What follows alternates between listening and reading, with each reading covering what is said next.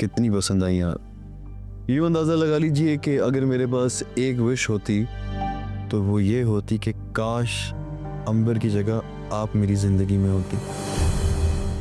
लेकिन अगर आप मज़ीद जानना चाहती हैं तो उसके लिए हम एक छोटी सी मीटिंग अरेंज कर सकते हैं कल, इफ़ यू आर इंटरेस्टेड। कल मेरा कॉलेज जाने का दिल नहीं कर रहा। क्या मतलब कॉलेज जाने का दिल नहीं कर रहा? फिर हम मुलाकात कैसे करेंगे? मेरा कहने का मतलब है कि कल मेरा कॉलेज जाने का दिल नहीं कर रहा।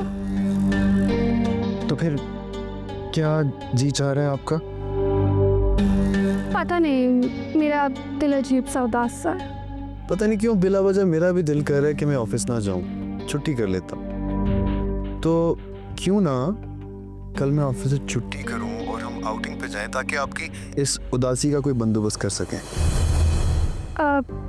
आपका नुकसान नहीं हो जाएगा? मेरा मतलब है कि एक और छुट्टी। आपसे मुलाकात ना करने से बढ़ के कोई नुकसान है नहीं सहर। तो ठीक है, फिर कल मिलते हैं।